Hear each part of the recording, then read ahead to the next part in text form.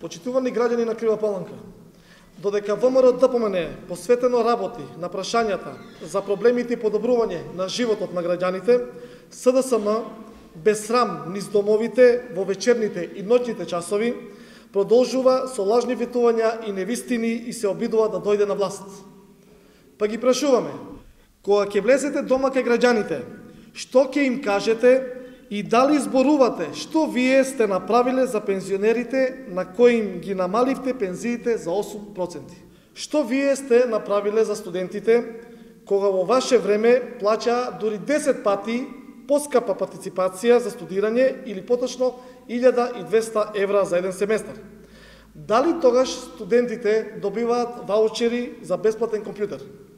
Што вие сте направиле за земјоделците, знаејќи дека додека бевте на власт не добива ниту еден денар за субвенции? Дали со граѓаните разговарате за овие прашања?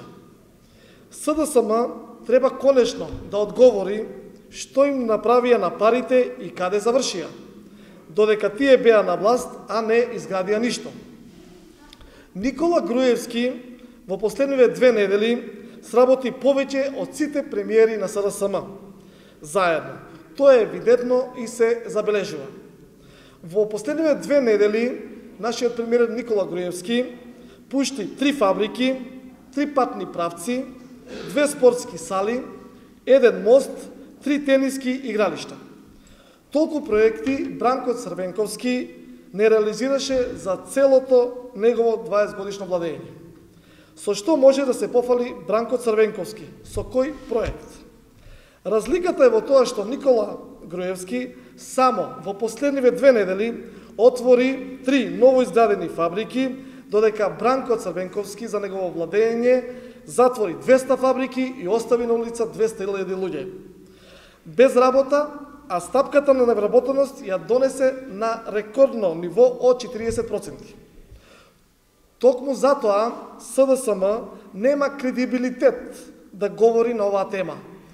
Тие треба да се срамат што ниту еден денар не инвестираа во решавање на клучните проблеми на граѓаните.